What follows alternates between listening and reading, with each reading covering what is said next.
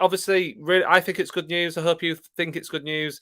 I was going to start off with lots of very cheesy, how are you doing? And how's the bacon, did you say? And how are the lads? And all that kind of stuff. But I decided not to do that instead. So let's get into it. Already a few people here, which is great.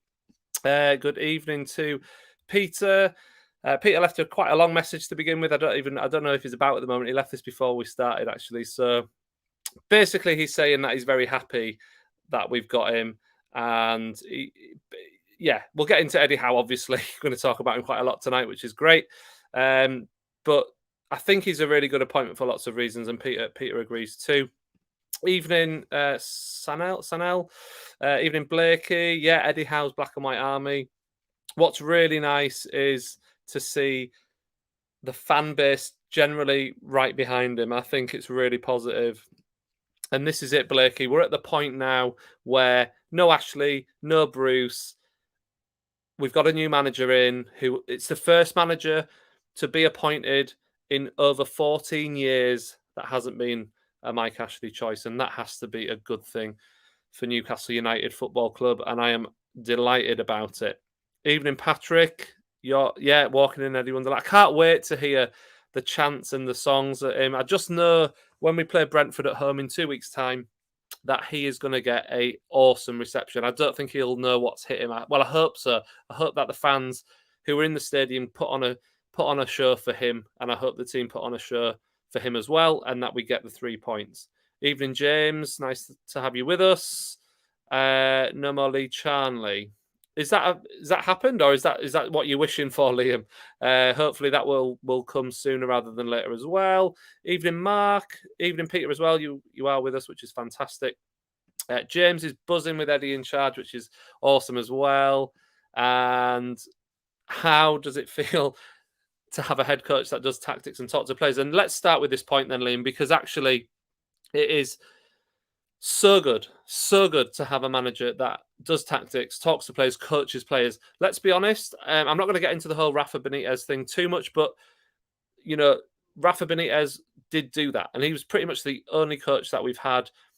One of the only coaches under Ashley that did that properly. And obviously, what I love about the Howe appointment is that he is, by all accounts, absolutely meticulous with his preparation. I've heard lots and lots about him today. I watched the 45-minute podcast from a Bournemouth fan's point of view, and I'll highly recommend you watch that. I'll try and link to it. I'll put it in the description below later, or I've already posted it on Twitter. But that is well worth a watch because they dispel a lot of the myths that you've heard around Eddie Howe, and it's just nice to hear from Bournemouth fans who have had 12, 15 years of Eddie Howe managing their football club. And what they were saying was he's first in, last out. He likes to help people. He loves to improve players. He leaves no stone unturned.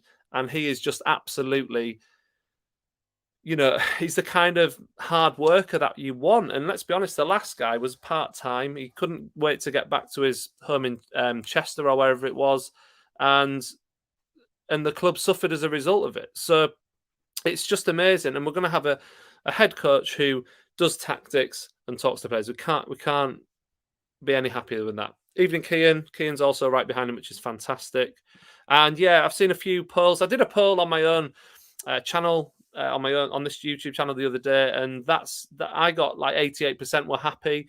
That was after he'd been announced, but hadn't signed obviously today. But the vast majority of Newcastle supporters are absolutely delighted with this appointment, and I think we've got a lot of good reasons why we should be happy with it as well. And again, we'll get into that as we go through this evening. Evening, Morgul. Charnley's gone. Actually, Charnley's gone, is it? I'm going to have to Google that. Lee Charnley has left. Is he? Have a look. Oh, okay. I don't know. There's nothing coming up unless that's just happened, but and we'll see. Neil Calvert. Evening, Neil. Think we dodged the bullet with Emery, struggled with expectation levels at PSG and Arsenal. I mean, I'll be honest. I was excited when we thought we were getting Emery, but I also admit that, to be honest, most of the managers we were linked with, I could see positives in. So I think Emery, his CV speaks for itself in a lot of ways. I don't think he did that bad at Arsenal, but yes, it was all about the expectation with Arsenal at that point. They'd just come off the back of Wenger. They expected Champions League qualification because that's what Arsenal had done for 20 odd years. And he finished fifth and he got them to a European final. That's not a disaster, but in the context of Arsenal at that point, it wasn't seen as good enough. And then he started the next season poorly, and that was enough for him. He drew a lot of the games at the start of the next season, so his record wasn't great. And the first man in after Wenger was always going to be tough. I think, like I say, his record speaks for itself, though. So I think it would have been exciting to have him, and you could have made lots of arguments about why he was a great man for the job. But after that initial disappointment, because I think we all felt that on Wednesday last week when he released that statement saying he was staying at Villarreal, I think there was like, oh, now it's Eddie Howe. And I think you go from a multiple trophy-winning top European manager to Eddie Howe, with all respect to Eddie Howe. It doesn't, it's not the same category of manager in a sense. But the more I've thought about Eddie Howe, the more I've looked into him over the last few days and what he does. And we've all seen the videos, I'm sure, of his tactics and the way he trains on the training ground. For me, that looks amazing. And I think it's actually what we need right now. And there is a genuine question there, Neil, as to whether Emery would have been the right man at this time. And I think we don't know, because we would have all been excited, I think, if Emery had come in. But ultimately, perhaps we've been forced into a different route, and actually it might be the better route. And hopefully time will prove that it will be the better route. Sean thinks a great signing. What's your thoughts on prospective new director of football? Good question. I was just seeing, I've not heard loads about the director of football thing, but I know that we've been linked with the guy who, I forget, his name escapes me at the moment. I'm going to have to just quickly look it up. I was just reading a bit of an article about him. Michael Emenalo, isn't it? Who used to be the guy at Chelsea, who apparently is in the running to be our director of football going forward. Now, I'll be honest, I don't know too much about the guy, but I have just read a little bit about him in preparation for coming on here. And his record at Chelsea is outstanding. Like what he put in place towards the start of Abramovich's reign at Chelsea. He basically, what they're saying is he's credited for the way that their youth setup is working, and the fact that they have so much talent that they pull in and they learn out and all that kind of. And we can have the debate about whether clubs should have as many players learned out as Chelsea do, but ultimately that is a model that they've adapted and it is working really, really well for them. So if he comes to Newcastle and he does things like that with us, he seems like he would be absolutely exceptional. So like I said, I don't know massive amounts about him, but from what I've read so far, he definitely seems like he would be a very, very exciting director of football. And I hope that, ultimately we've kind of gone down this route of getting the manager in first before the director of football. And usually clubs would try and do it the other way around. But I think the fact is we've been forced to go in this way around because Newcastle United doesn't have a footballing structure. The new owners have spent, 3 weeks, maybe over 3 weeks, getting Eddie Howe in. And I think, and they've got, I think they've gone through quite a thorough process of reaching out to candidates, interviewing candidates, making a big decision. And people say, it's 3 weeks, it's been ages. But actually, that's not a long time to make such a big decision. And I think in an ideal world, they would have preferred to get a director of football in first and then appoint the manager alongside the director of football. Now it's slightly trickier because if we bring a director of football in, they've got to work with Eddie Howe, because normally you would get the director of football's input on the person they would want to work with. So you hope that in that respect it can work if whoever comes in as director of football. But basically, because there was no footballing setup behind the scenes at Newcastle United, it means that we are in this position where they had to kind of rush to get a manager in. They realised they got rid of Bruce because they realised it was a poisonous atmosphere, a toxic atmosphere, and so we then had this period where it was like, well, they've got rid of Bruce, so they must be bringing in someone soon. But they weren't ready for that, really. We know that now. Now we've got the man in, we've got Eddie Howe in, and we can all really now start to move forward and think about, what can he do with this squad? What can he do with Newcastle United? And I'm excited about it. Blakey, the players will have a new lease of life with a new philosophy and emphasis on attacking and trying to win first, not looking not to lose. Yeah, and I think, Eddie Howe is on record himself saying he sets teams up to win matches. He doesn't set teams up not to lose. And that is a complete 180 from what we have done as a football club for the last 2.5 years, if we're being kind. But realistically, let's be honest, Rafa did that too, didn't he? So it's really been like, since we've got promoted again, we've generally set up not to lose matches and not have a lot of possession and be, defensive minded. And I think what will be interesting will be, can Howe switch that round? Can he switch it so that those players who are so conditioned to playing the way they play, can he switch it round so that they have confidence to be in possession? Can he turn it round so that they have confidence to be on the front foot? Can he turn it round so that they have confidence in their attacking abilities and, keeping possession and all these things that we just haven't done very much of for years and years and years? And this squad has to be low on confidence. Like, they mustn't have much confidence at all, to be honest with you. This is a topic that's going to rage, I think, for quite a while. I don't know. Realistically, I don't think Howe's going to come in and just take the captaincy off Lascelles this season. I just don't see him doing that. Why would a new manager come in who's trying to get to know everybody? I know that Howe's studied our squad, because I think that's come out in the press this week that he already has done his homework on our squad. He's got his plan. He just needs to step in and now implement that plan. But I can't see him just ripping the captaincy off Lascelles, as much as I might be wrong, because it might be that he drops Lascelles, and so you might end up with a new captain on the pitch. But I can't see him changing the club captain immediately. He might do it later on. He might do it after January or something. But initially, I don't think he's going to take it off Lascelles. However, like I say, I don't think Lascelles' place in the team is necessarily safe. I think that he could absolutely lose his place in the team. That wouldn't surprise me if Lascelles does not start the match against Brentford. But like I say, I can't imagine how ripping the captaincy off him immediately, because I just don't think he's. I'm not saying Howe won't make tough decisions, because I don't think you can be a Premier League manager and not make tough decisions. But ultimately, I think he'll see how it goes in that respect to begin with. And it might be that he knows that Lascelles is not in his long-term plans anyway, and maybe we'll move him on in the summer, and then obviously won't be captain, and he'd have to get a new captain. So we'll just see, won't we? Craig, evening, Craig. Think the training ground is a miserable place at the moment. Eddie will come in and give the players a lift in this. Yeah, and what's really good about Eddie Howe is the fact that he will work intensively with these players. He will make it fun. He will make it focused, and he will make it enjoyable for those players. And I think from what I've heard, from what I've read, from what I've watched, he absolutely is a taskmaster. He will make them work blooming hard, and that is something that the players will either have to get used to or they'll be off. And I think we'll see how it goes.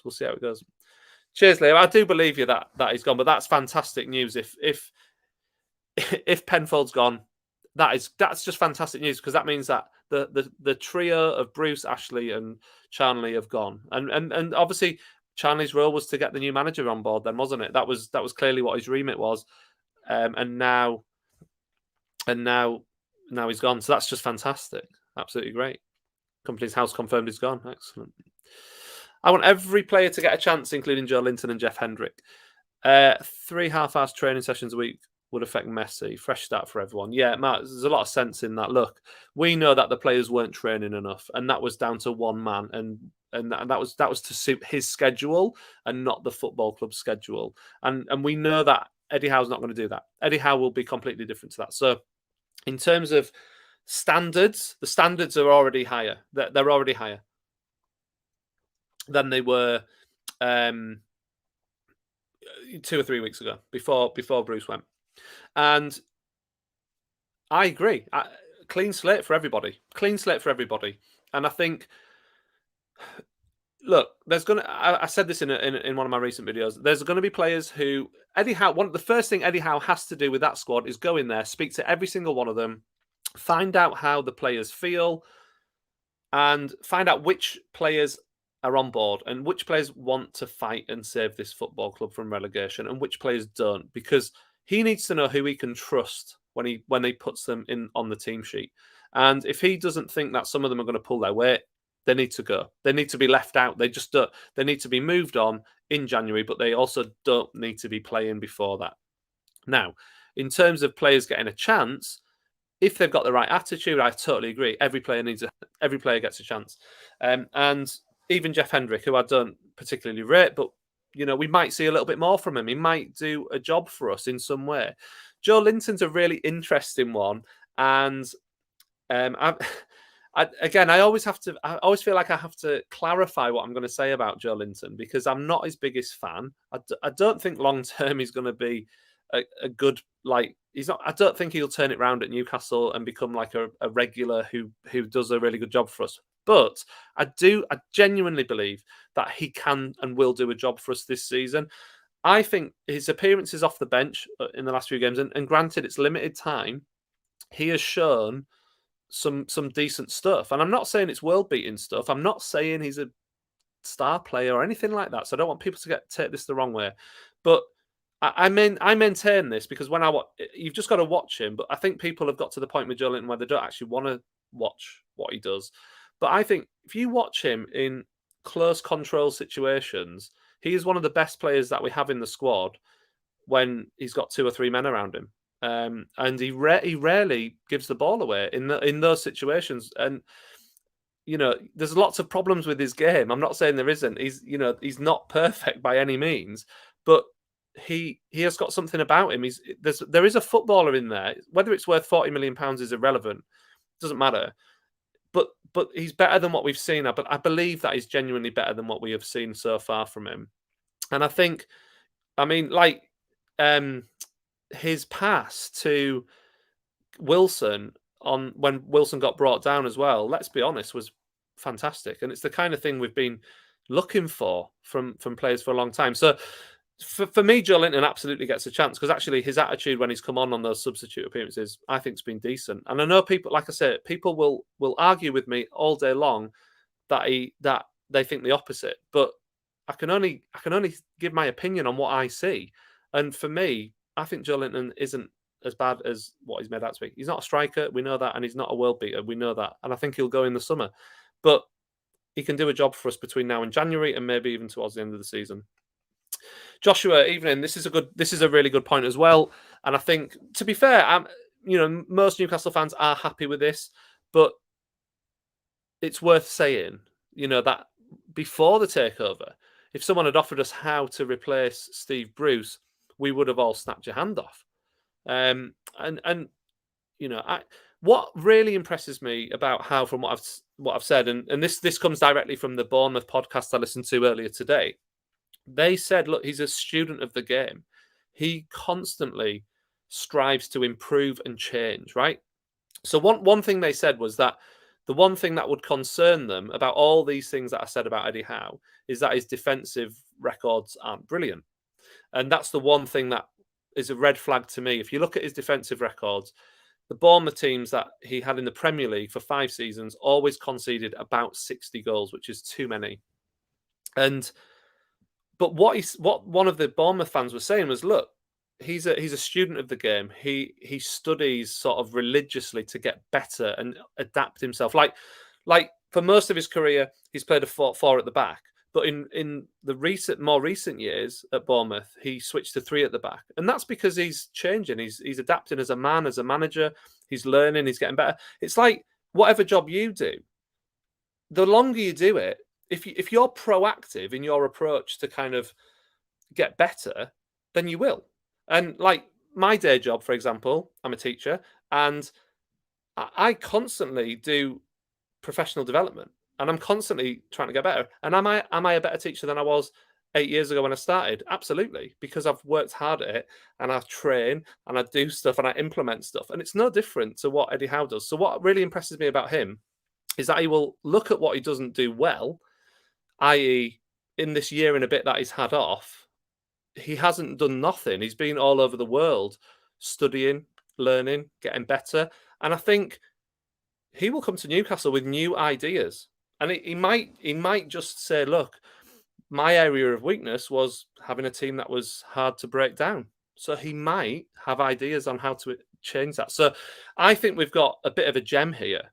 I hope, anyway. I hope I'm proved right with that, because I think his attitude and his commitment to detail could be a massive, massive thing.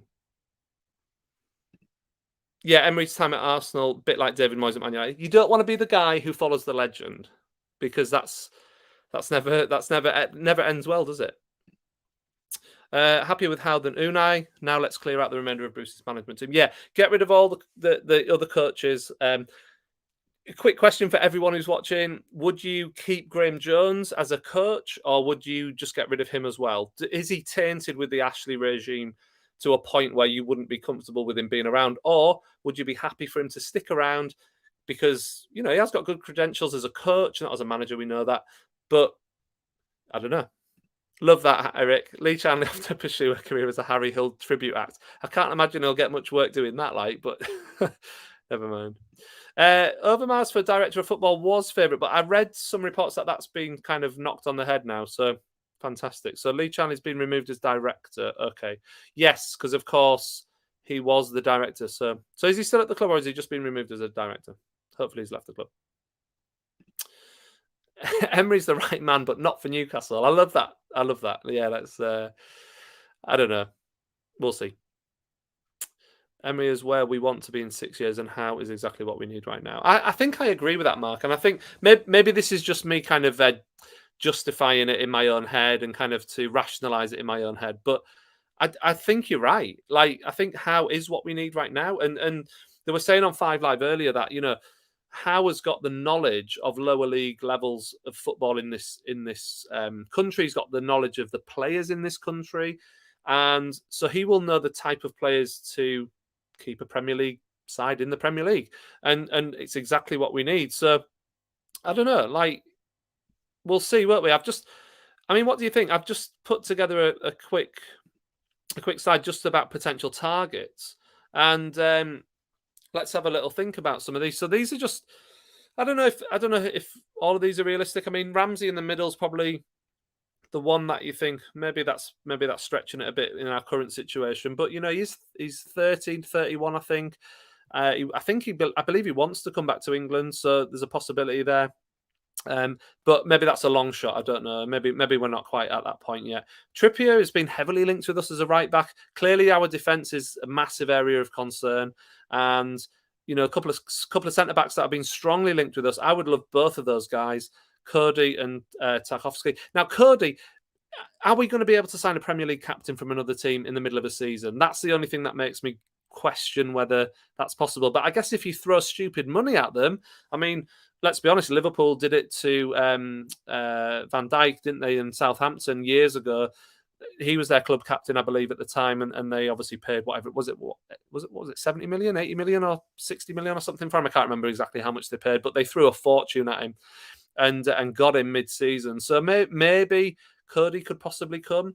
Trippier as well, right back, but has also played left back, of course, for England in the Euros, so has a bit of experience at left back where we're potentially struggling as well. I think Trippier is a great player, and I think he would fit Eddie Howe's style for sure, without a doubt. And then Lingard's the obvious one. I would love to see him at Newcastle. Just look at what he did for West Ham last season. Absolutely fantastic.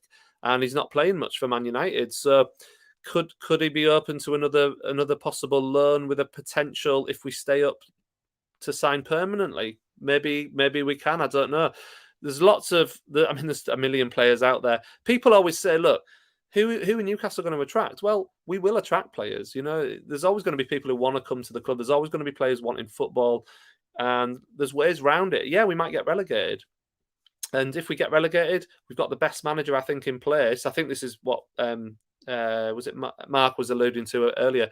If we do go down, then we've got the best manager in place to come back up, and because he knows how to get promoted. And I think Eddie Howe will be with us for at least 2 years, because even if we stay up or go down, he'll get next season. And I think hopefully if we do go down, he will bring us back up. So But yeah, just in terms of the players, like we've got to be realistic with who we can get. But like I said, there's ways around getting good players. You can, like, if we were to get Lingard, we could say, right, bring him in on a loan, big big bonuses and all that kind of stuff if we survive, and then with the option to buy if we keep Premier League football, and if we get relegated, then we say thank you very much for your efforts, and Lingard can go and sign for whoever he wants. Come on, the Magpies. I think everyone is going to get behind Eddie Howe. I cannot wait to be in the crowd against Brentford because, first of all, I'm taking my two daughters to the game, my two youngest daughters to the game, and what a game to go to for them. That's going to be something else. I remember when Keegan arrived back as manager in 1992, and I was at the game when we played Bristol City, and I was pretty much the same age as my youngest daughter is now. I was about 8 or 9 years old, and I remember that clear as day. Like I've not been to the St James's Park where a crowd of more than like 17 or 18,000 had been, and then all of a sudden Keegan arrived, and it was like packed out 30,000 people, and we beat Bristol City 3-0. So I'm hoping for something similar to happen with my daughters and against Brentford. Fingers crossed, as long as we get the win, I'll be happy, clearly. But I think it's going to be something special. And I think Howe will absolutely get a tremendous, tremendous reception.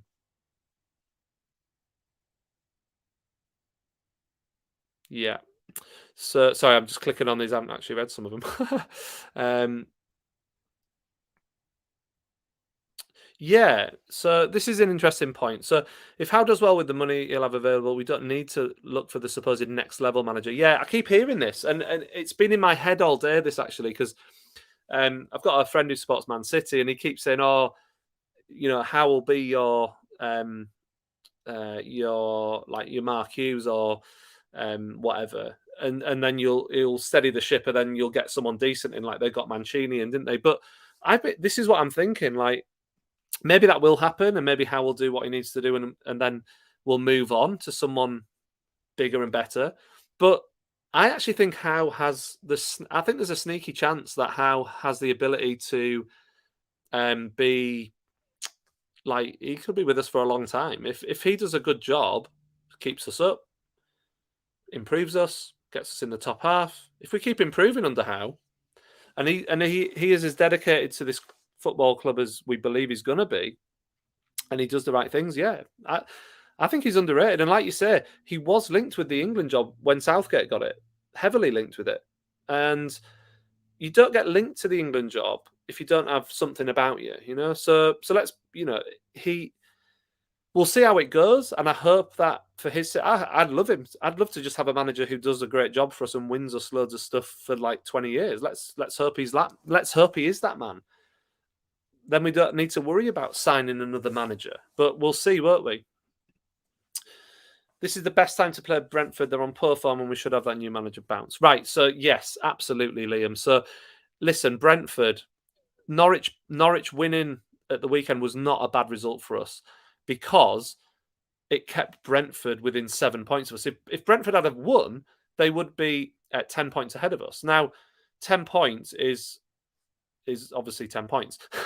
7 points is a lot closer. And we play Brentford next. So if we beat Brentford, we'll be within 4 points of them.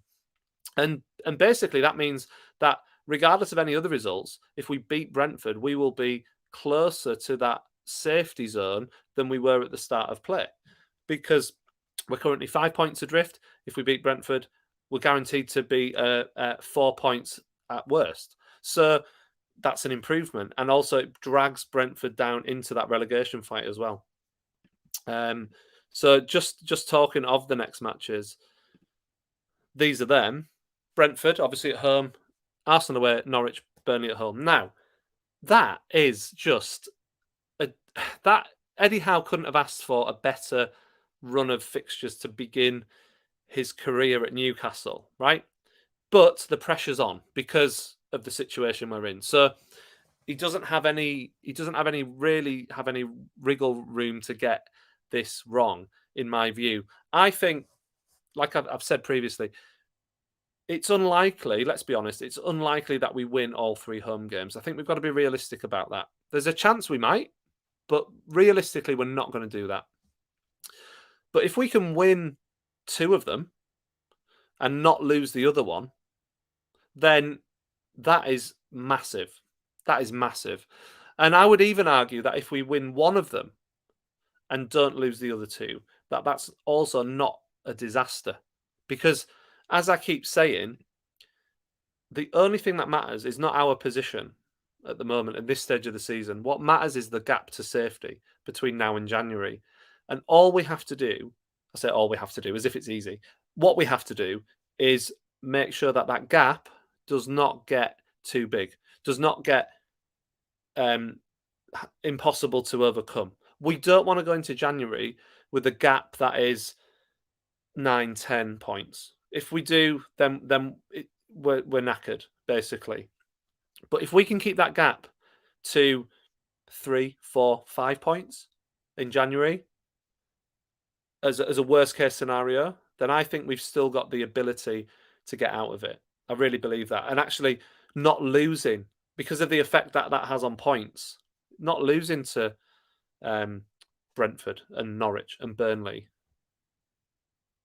is a big deal, even if you don't beat them. So, like I said, I think we have to win at least one of those games minimum.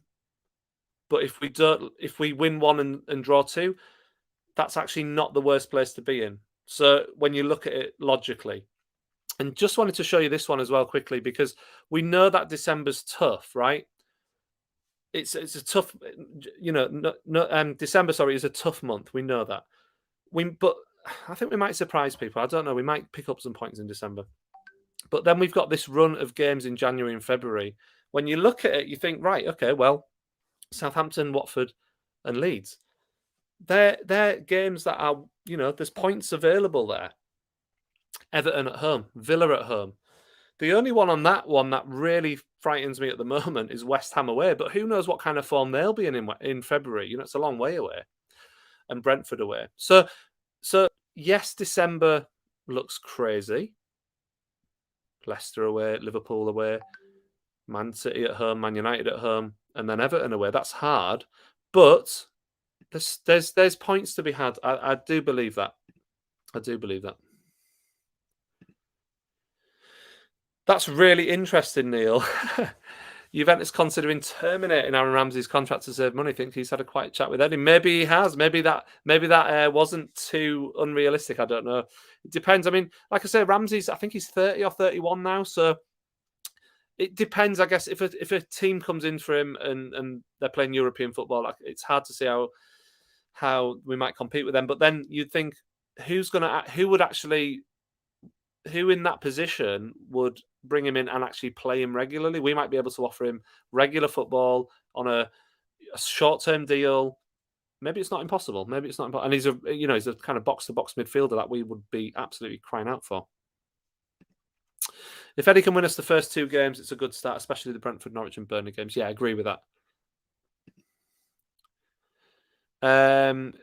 Right, okay. Who's that a quote from, Jack? Michael Emenalo to Newcastle is happening. Like I say, from what I've read, I don't really know much about this guy, but I have read a little bit about him just before I came on tonight. And he sounds like he's got the credentials to be amazing, to be honest. And he did an amazing job, so we'll see. So Liam thinks minimum 7 points. I agree. I'd love to think we could win at least two of those games and not lose the other one and have 7 points. I think that'd be a great return from the next 4 games. And I think that would be perfectly acceptable if we got 7 points. I agree. We've got to target 9 points from those 4 games, but I think we've also got to be realistic that, we haven't won a game yet, and it's not easy to win Premier League matches, even against Burnley and Norwich and things. I mean, Burnley drew with Chelsea, so there's no gimmies in the Premier League. So I think it's unrealistic to expect to win those 3 games. If we do, amazing, fantastic. If we don't, we just can't get too down about it. What would be a disaster is if we drew 2 of them and lost the other one. That for me would be a bit of a disaster, because that's then leaving you with a massive uphill battle. So we'll see. Yeah, that would be kind of incredible if that happens. We'll see, won't we? If Eddie starts at 6 a.m, doesn't leave till 6 p.m, then get Agnew and all to give the training ground a lick of paint for a start. Yeah. But this is it. So he's got a very good work ethic by all accounts, and I think that's going to come in very, very handy for us.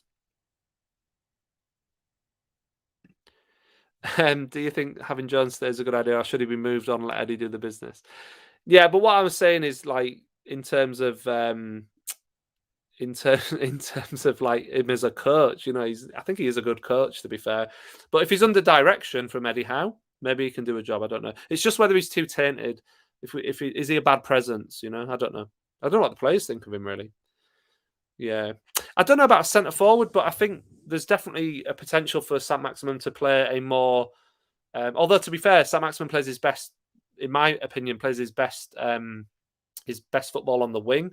When he's played that kind of more free role behind a striker, it's not never worked out that well. But again, maybe that's been bad coaching. Thank you, Michael. I know that I'm in the minority about Joelinton, and just in case anyone's just joined and just hear me say that, there's a lot of caveats with Joelinton. I don't think he'll be with us after this season. I don't think he's a world beater. I don't think that he is the best footballer in the world. I don't think he's worth £40 million. But I do think that I've seen bits from him that are positive, and he can offer us something short term this season because of the squad we've got. And I think his effort is there as well. Certainly when he's come on more recently, his effort's been decent. I'm not sure, to be honest with you. I didn't follow him in Germany or know much about him, so he definitely did all right against Brighton for sure. And I've just realised, I'm just catching up with the comments, and that I just talked about Joelinton about 10 minutes ago. But Joelinton is a good footballer. He was really good in Germany, and he's such a good hull. Yeah, this is what I was saying, Marius. Right. So in our squad, he's physical and strong and has very good close control. And what we don't have are any players who can have their back to the goal and hold the ball up, which can help us. And hold the ball up as we transition into attack. We don't have that. And that's exactly the role that I believe Joelinton can fill for us short term. I think he can do that. I really do believe that. And people might disagree with me, and that's fine. Other opinions are available, and I accept that. But I think I can only see what I see with my eyes. And I think Joelinton, there is a footballer in there. He's not a striker. He's not worth 40 million, but he's all right. But again, like I say, he's not really an out-and-out striker. So, yes, 5 million per goal, whatever. But at the end of the day, he didn't ask to be signed for £40 million, and we know he's not a striker. That isn't what he does. And he should never have been the number 9. But Eric says Joelinton's first thought when he gets the ball is to pass or assist. He's actually got a decent first touch, and honestly, people need to go and watch the tape, right? Because Joelinton's close control and touch is, especially for a big guy, is bloody good. I'll stand by that. I will absolutely defend that without any. You can argue about his pace and his shooting ability and all that stuff, and I know that that's not good, and I know that he's not worth £40 million, but there is stuff there that we can work with, and I think Eddie Howe might. I wouldn't be surprised if Eddie Howe uses Joelinton, and he uses him in maybe a slightly different way to what we've seen. The likes of Lascelles have been hiding behind the negative focus on Joelinton for too long. Players like him have finally been found out. Yeah, I feel like the tide's really turned on Lascelles recently. There's been a real kind of a wave of kind of not abuse, but I don't want to say that, especially with the media saying we abused Bruce. But there's definitely been the tide's turned on Lascelles and his general overall play. I think too many mistakes in his game, basically. And maybe that's a confidence thing. But also, is it just the fact that he's been with the club now for 5-6 years, and he's actually not Premier League standard, or he's not a high enough standard? Maybe that's it. Yeah, exactly. So this is it, Neil. So Howe has not been doing nothing in the 16 months that he's been out of the game. He has been studying. He went to Atletico Madrid. He's been working on his stuff, and this is what I'm saying. He constantly learns. He constantly tries to get better. And you want that from your players, but if you've got a manager who does that too, who's open to new ideas, can you imagine Steve Bruce trying to better himself? This is what the difference that we're talking about. This is why Eddie Howe is highly rated, and this is why the Bournemouth fans love him, because he's not afraid to change stuff and try and get better and do things differently.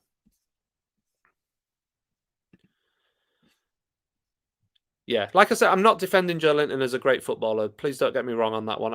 All I mean is, I think short term he can do a bit of a job for us because there's a bit of skill there. There's a bit of a footballer in there, and I think Howe might be able to get the best out of him. So yeah, Ake in January maybe. Yeah, not getting a game at City. So yeah, that's not a bad shout to be fair, and I think he knows him as well, so he trusts him. He knows what he's got. So that's maybe not a bad shout to be fair. So Peter thinks just move Jones on. Liam wants a clear out. Blakey just happy to go with whatever Howe decides. Fair enough. Michael, get rid of him. Okay. Evening, Santosh. So yeah, people talk about replacement after 3 years. It's kind of disrespectful, that in a sense, isn't it? I don't want I don't want Newcastle to ever replace managers. Really, you want your manager to be successful and just keep them. That would be the ideal, wouldn't it? You want your manager to be a Wenger or a Ferguson who's just about for 25 years, and then that would be amazing. But people already planning. I think in a lot of fans' head or some fans' heads, it's like they've got this idea of where we will be in 3 years and 5 years and 7 years and 10 years, and it's like we don't actually know where we'll be. We don't know, and that's kind of the excitement for me is not knowing and the journey. I'm excited about the journey that we're on, and you know, I want to be on it with Eddie Howe. I'm right behind him. I hope it goes well for him. If it goes well for him, brilliant, because that means it's going well for the club that I support. And if he keeps doing well and keeps improving the team, there's no reason to get rid of him. So, and also, like, a lot can happen in 3 years. You don't know what's going to happen, do you? So we'll see. Heard Howe being compared to a young Kevin Keegan. What are your thoughts? I mean, there's definitely similarities, isn't there? The situation that he's entering for a start is not dissimilar to what Keegan did. It's obviously slightly different levels, isn't it? I mean, Keegan took over us on the brink of going into the third division, but when you look at Howe's record at Bournemouth, you know, he took a club over that had minus 18 points, was about to go bust, kept them up, got them promoted. So there's similarities. Absolutely, there's similarities. The question is, you know, Bournemouth was Eddie Howe's club. Keegan's club was Newcastle, and I know Liverpool and all that stuff as well. But you know, Keegan's got an affinity to Newcastle. So in that respect, what Howe's done at Bournemouth is you can relate it to Keegan.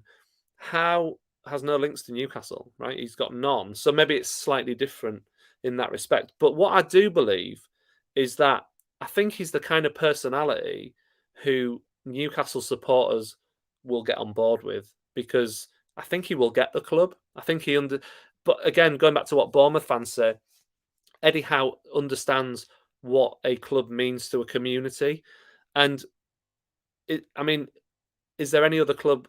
Is there a club as much as Newcastle that is as rooted in its community?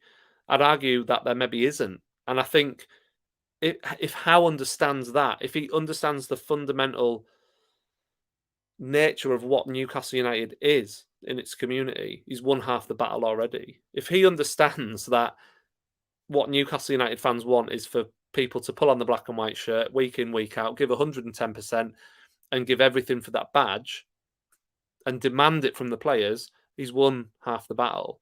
And the rest of it is just ensuring he's playing the right team and the right tactics and all that kind of stuff. So there's definitely similarities there. It's exciting. I'm genuinely excited about him. Like really, really excited about him. So so Eric would keep him if Howe wants him, and I guess that's probably what will happen. If it will come down to whether Eddie Howe feels he needs him or whether he's going to just bring in his own staff. It will be interesting to see, actually, won't it? Who he brings in. Clearly, his assistant Tyndall is coming because he was sat with him at Brighton, and I think he was at Sheffield United, so he's obviously been released from there. So we will see. Yeah, Jason. So apparently Jones keeps saying he's been reassured of his future. So I actually wonder whether maybe Jones's role might come with the under-23s or something like that. Maybe he'll coach the youngsters. That's maybe what we'll see. But again, Agnew and co, yeah, absolutely good, great to get. Great to get rid of them. The new broom sweeps clean, absolutely, yeah. So we need to get rid of. Basically, we want rid of all the links to Ashley, don't we? I think Jones is that one though because he came in late and people gave him a lot of credit initially when he came in because of the run at the end of the season. Let's be honest, a lot of us gave Jones the credit for that over Bruce. Jones and Willock were the kind of ones, weren't they? So I don't know. It's funny how the tide's turned on Jones. I think actually, is it just because he's played 3 defensive games? I don't know. Like it just again, it's like another one of those ones where there's a bit of a tide turning on him, and I'm not quite sure why. Jesse Lingard, yeah, I would take him absolutely. It would be amazing if in 2.5 years Howard's turned us into a team challenging for stuff and has made himself irreplaceable. That's the dream in my opinion. That's in my opinion. It'd be great if that happens. Evening, Michael. Great appointment. Can't wait for the Brentford game. Hope he signs Ake from City. Another shout for Ake from City. Maybe that's a really good shout. I never actually considered that. I kind of forgotten about Ake actually going to City. So yeah, he's not getting a game there. That's a really good shout. Yeah, I'm absolutely buzzing for the Brentford game. As I say, I'm getting to take my 2 youngest daughters. My eldest daughter's at uni, so she won't be able to go. But yeah, my 2 youngest daughters are coming with us. I'm going to be sat with my dad as well. We've got 4 tickets together in the Gallagher end because I don't know. You don't need to know that really, but normally when my daughters go to matches, I have to sit not in my normal seat. But we've managed to get 4 seats together, which is the first time that's happened. So that's quite kind of a cool game to have it on. So yeah, really excited for that. I get another shout for a new captain as a priority. I think it will happen in time. I just don't think it would happen straight away. Interestingly, I put Van der Beek on that graphic earlier, then I took him off because I thought, I don't know, like, is it realistic? Like, think about the level that guy can play at. I know he's had 2 years at Man United and hasn't really played many games consecutively or anything like that. He's had the odd appearance. You know, is he realistic though? Because he's come from Ajax, playing in the Champions League, gone to Man United Champions League team. He'll surely want European football. Surely it's too early to target someone like that. I don't know. Like, what do people think? Do you think that is a realistic target or not? I took him off the graphic I made earlier, which was this one. You know, should Van der Beek be on that as well? I don't know. For me, when I thought about it, I just took him off, and maybe I was just being a bit cautious. I don't know. Ross Barkley is not a bad shout. Again, not a player who's getting a lot of game time. You know, we need some solid midfielders for sure. Absolutely, and Barkley does he again? It comes back to that question: does Ross Barkley improve the team? The answer is yes. So if you can get him for the right price, let's get him in. I would say so. Yeah, absolutely. Trippier was at Burnley with Howe. He was a long time ago.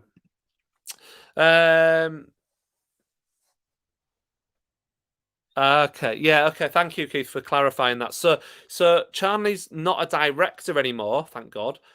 But he continues to operate as part of that transition. So he hasn't quite gone yet. He's still in that transition period. It won't be long though. It won't be long until he goes. Trippier would be awesome. Stay away from injury-prone players. Yeah. Is Trippier had a few injuries though, or is that? I'm not 100% sure. I don't track his career that closely. I just like him from what I've seen when he played for Tottenham and when he played for obviously for England. Cody Trippier attack obviously definitely. Are Lingard and Ramsey a priority when we have Sam Maximum? Maybe not. I suppose that's a good point, Mark. What I think about Ramsey, I don't know if Ramsey's would come to us. That's the thing, but I do think we could do with a midfielder, a central midfielder who's a bit more effective. I know Lingard generally plays as a winger, but he can sort of fill both roles in a sense, an attacking midfielder. Ramsey's more your box to box type, isn't he? So, which I think would be valuable for us. But yeah, the defenders, 100%, 100%, we need that. So, is there a limit to how many loans we can have? I have a feeling that was scrapped because it used to be like 2 or 3, but I think that's different now. I think you can have more loans than that now. So I think we'll make good use of the loans market. I really do. And I think there'll be lots of maybe loans with the conditional purchase idea if we stay up, you see. Barkley has so much potential, really good player, but his attitude is a concern. Yeah, and I guess that's part of the process when you're recruiting players, isn't it? You don't just look at their attributes; you look at the personality and that kind of thing. I don't know about Barclay. Is there question marks about his attitude? I don't know. Is he just? Is it not just that he's gone to a club that he just doesn't get as regular football for? I don't know. Don't know. Yeah, I mean Lingard might fancy a return to West Ham, and obviously West Ham are doing amazingly well at the moment.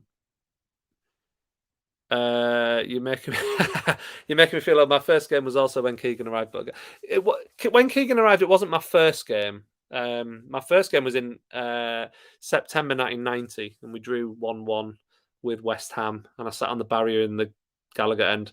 But yeah, but it wasn't that long after that Keegan arrived. It was only a couple of years later, to be fair. I think Ardiles was the manager when I first started going, and he didn't last long. Am I going to do a match day vlog from St James's Park for the Brentford game? Yeah, I think I probably will. I think I probably will. I want to. I want to. It just depends on logistics on the day, in a sense, but I'll try my best to do that. Max Aarons, Ramsey, Kenan Navas, Coutinho, Tarkowski. Yeah, again, Coutinho is another one that keeps cropping up, isn't it? Again, would he come to us? I know he's coming towards the end of his career. Maybe he would, maybe he wouldn't. Yeah, and this is my thing with Cody. Like, he's the captain of Wolves. Would they really?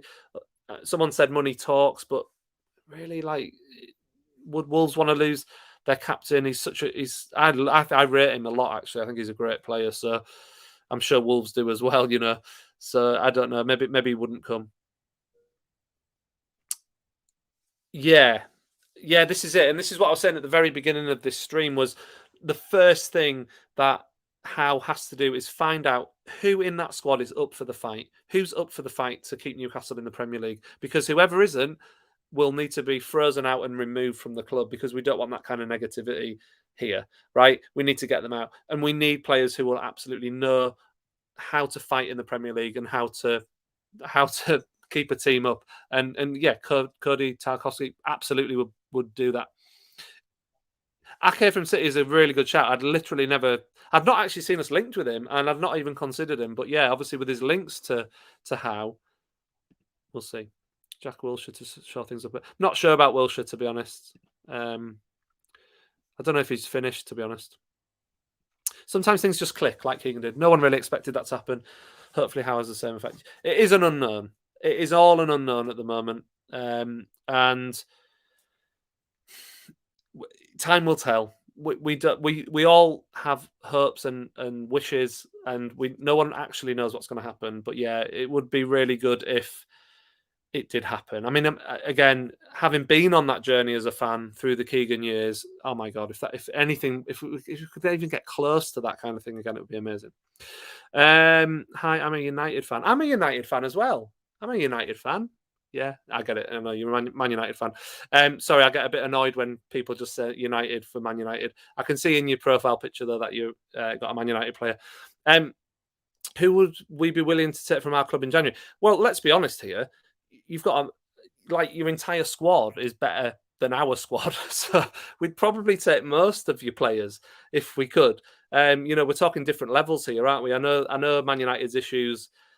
I know what Man United's issues are at the moment, but ultimately, you're still on a different level to us at the moment, and that's understandable. But yeah, I mean, we talked. Lingard obviously would be an obvious one. Van der Beek, people are mentioning. I don't know. At the end of the day, you've got a load of players in your squad who play Champions League football or will expect European football as a minimum. So I don't know realistically if we're in the same league at this moment in time in terms of attracting the type of players that you have in your squad, even the players in your squad who don't get games. Possibly there's a few in there that would, but most of them probably wouldn't. Let's be honest. So anyway, thank you for joining my stream, by the way. I do appreciate you being here. Even Jan, nice that you're here. Again, like I said, I mean, please don't take my what I said out of context with Joelinton. Whenever I mention him, I always feel I have to put like a million caveats around what I say. But please go and listen to what I actually said about him. I've said a million times he's not worth 40 million, but I do think that there's a player in there who could do a job for a short term. That's all my point is. 8 points there in those games at least.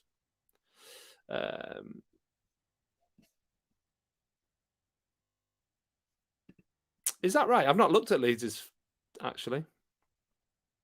7 points would be amazing from those 3 home games for sure. I see lots of people have jumped. I know that comment probably came in a long time ago. So anyway, yes, it's a bit awkward when you come on a Newcastle United stream and say another team is United. You're always going to get that. You're always going to get that reaction here. So hopefully it's all in good nature, but it is a serious point. It does annoy us. Listen, Jan, 12 to 14 points by the end of the year would be absolutely decent. I've actually just bought tickets for the Leicester away match, which I'm so excited for, because, not because I would go to a game thinking only if I thought, oh, we've got a chance there, but I just have a sneaky feeling we'll pick up some results in December. I think there might be some points there that people don't expect, That's the issue as well with Ramsey, to be fair. Yeah, that is fair. Carlson Muslim goal plus Dubravka back and goal, improved defence plus new manager bounce with Eddie Howe equals first win of the season against Bournemouth 1-0. You were Brentford, I presume you mean Keith, but yes, let's just hope that we get that. Yeah, I saw that he was going into the jungle. Yeah, and this is exactly what I've been saying for ages and ages and ages. Does this player improve our team? Yes. Buy them. Simple as that. Simple as that. It's like you could create a flowchart for it, couldn't you? I might do that actually. I might create a flowchart for it.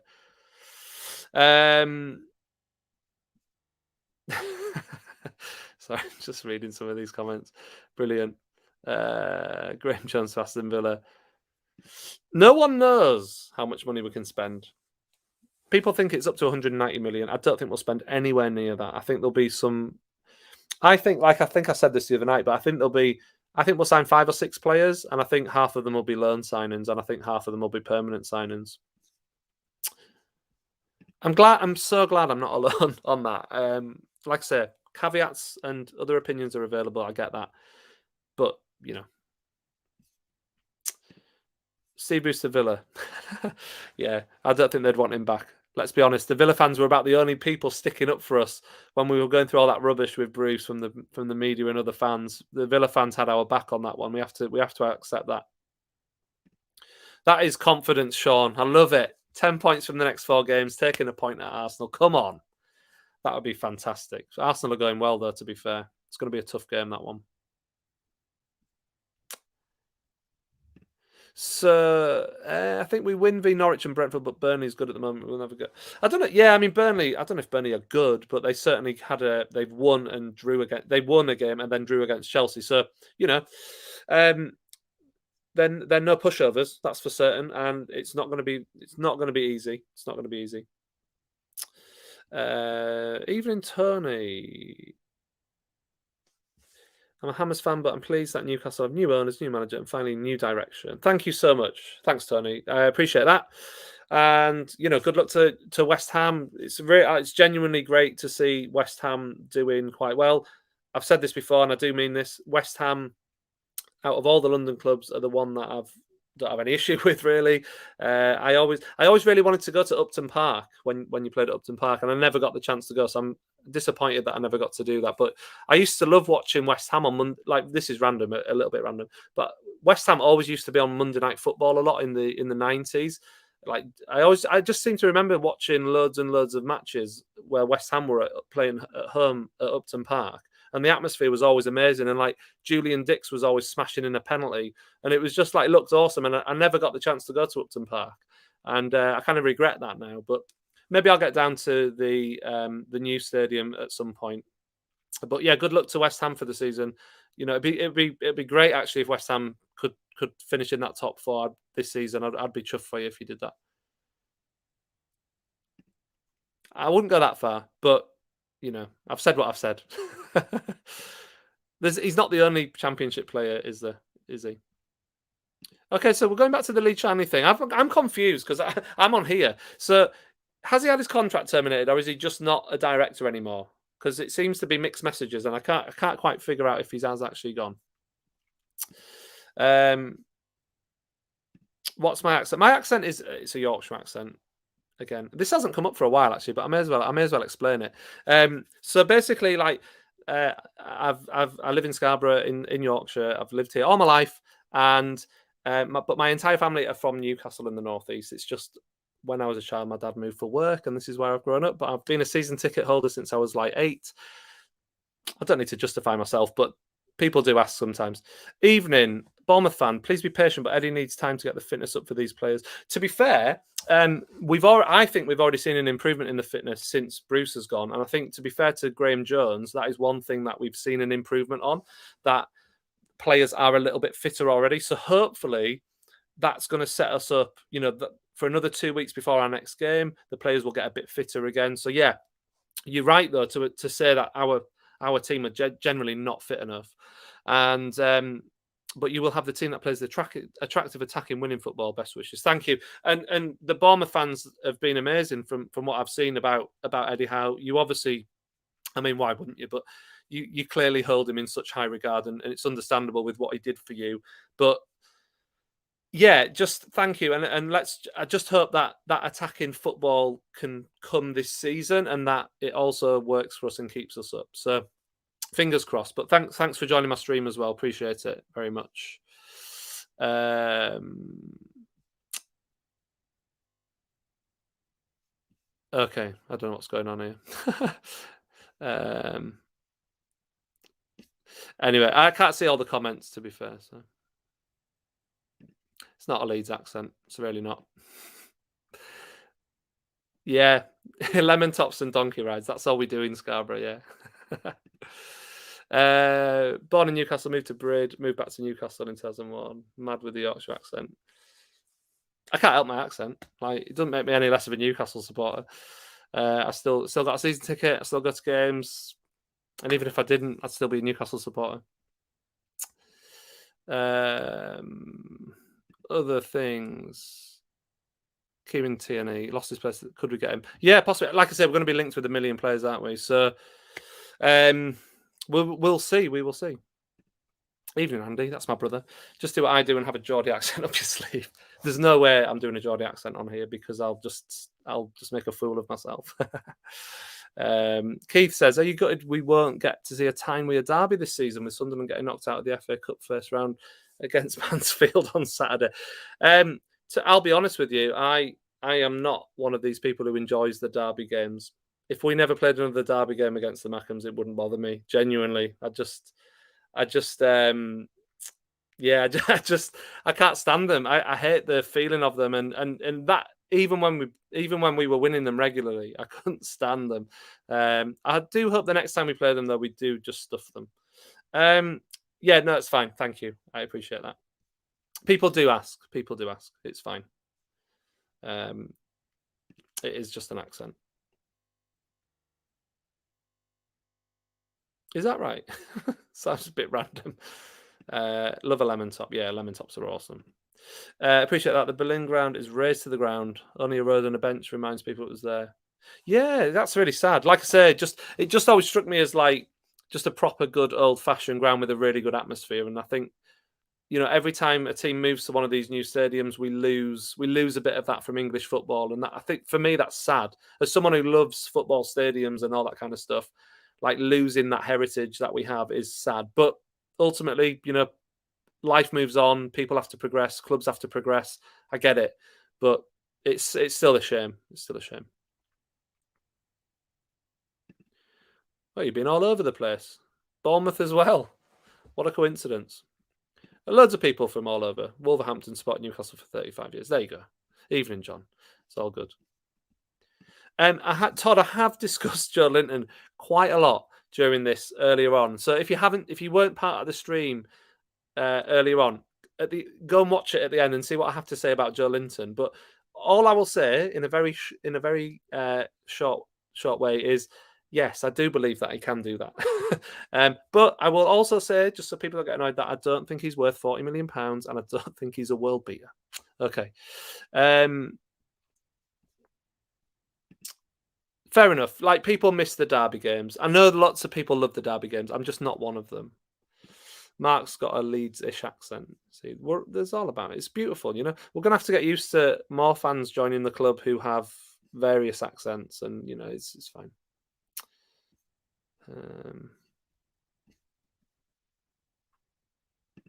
I see the London Stadium as another version of Gateshead's ground. I mean, well, you know, it's an athletic stadium as well, I suppose, but I think it's a little bit better than that. I think, but you know, it's fair enough. Right, it's really, really didn't want it to become the Joelinton show, and I don't want people to think I'm his biggest fan because I'm not really. Just, you know, loads of people look at loads of people with different accents. Born in Burnley, live in Perth. Beautiful place. I've been to Perth. Really, really lovely. Very, very good. Liam also doesn't miss playing Sunderland, which is, I agree. I don't miss it, and I know lots of people do. Was Joelinton ever in form? That's a good point. That is a fair point. He probably wasn't. Evening, Carl. Really appreciate the super chat. Thank you so much for that. I think Almiron can progress under Howe. Now, we've not talked about Almiron all night, actually, and so to be fair, I'm really excited to see what Howe does from a from an attacking point of view, because obviously we've all heard the facts that he is an attack-minded manager and he wants to play attacking, attractive football. Now, Almiron has, in my opinion, I think. Listen, I've been critical of Almiron because I think his end product hasn't been enough, and I stand by that. But I also think Almiron had a very short time under Rafa, and then he had 2.5 years under Bruce, and I think that's not done him any favours whatsoever. So I think that under a good manager with good coaching, it would be great to see Almiron step up and score goals, get assists, you know, really, really be the player we all want him to be, because we all love him. We all think he's fab. So I think he can progress under Howe, and I'm excited to see what he does with him. Liam, love hearing everyone's stories. My dad is from Redcar, moved to Norwich. He's a Newcastle fan and raised me to be a fan since I was born. Every time we head up north, we always get a lemon top. Big up the lemon tops, man. They're awesome. If you are ever in Scarborough and you want the best lemon top, get yourself down to the Harbour Bar, because it is honestly incredible. Best ice cream in Scarborough. Yeah, so that's quite a bit of travelling. Yeah, and this is it. Like, you can't help where your parents make you live, can you? So it is what it is. But yeah, it's nice hearing everyone. Got a Newcastle fan from Georgia, USA. Evening, Todd. Excellent. Andy, the London Stadium's a great ground. Now that West Ham are finally winning some games, yeah. So yeah, I mean, obviously, West Ham just doing fantastic at the moment. It's incredible. Is that right? Is that West Ham could possibly own the ground? That's really interesting. Sam, Joelinton gets so much abuse because he doesn't score goals, like we were talking about before, with Bruce not playing players in their preferred position. That could be lowering his confidence. I think there's a bit of that. I think, let's be honest. Let's be honest. He isn't as good as we thought he was going to be. £40 million player, you're expecting him to be exceptional, right? But also, yes, he's had 2 years of playing under Steve Bruce. That can't have helped him. It can't have helped any of the players. And I think this is why Mark said earlier, look, we have to allow people, give them a fresh start. Give everybody, as a fan base, let's just give everyone a bit of a chance, see what Howe can do with them. Let's see who's up for the fight and who wants to stay at the club and who wants to keep this club in the Premier League.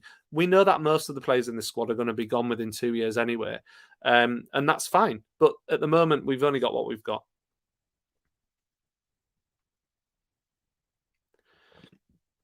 I don't know if this is true, to be honest. I think there's talk about them building on the site of the Metro. I call it the Metro Arena. It's not been that for a while, has it? But the arena.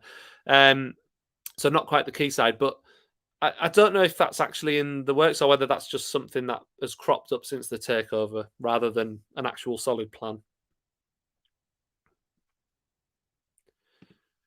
Any O'Brien. Any O'Brien. Yeah, it happens all the time. I mean, it's just what it is, isn't it? I mean, you can sort of understand it, but like, why do you support Newcastle? But there's no one has to justify why they support a team. You know, if they support the team, they support a team, and you know, it's fine. Yeah, and this is it. So like you got to have faith in him because he is a footballing man. He loves to learn and update his knowledge. It's going to be exciting to see what he's got. It was fantastic. Okay, so Gold and Silver won't sell up until then. Otherwise, they have to pay money back to the owners. Hence why. Oh right. Oh gosh, that's interesting. Okay, so I didn't know any of that about West Ham. So that's interesting. So Gold and Sullivan and just kind of, yeah, they don't want to lose their money. Basically, that's what you're saying.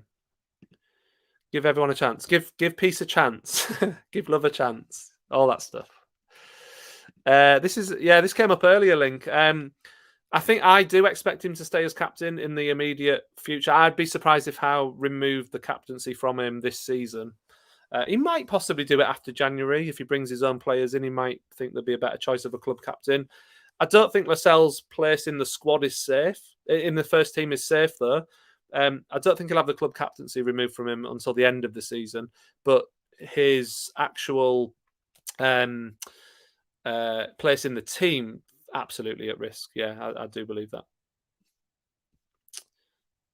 Please give Eddie the best welcome on match day and get me 100%. I think everyone will. Everyone will.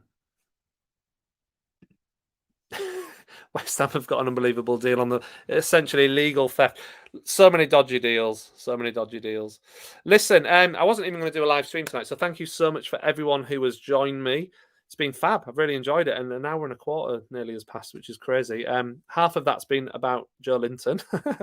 So, let's not talk about the new manager. Let's talk about Joelinton. But thank you so much anyway for watching. I'm going to sign off in a minute or two.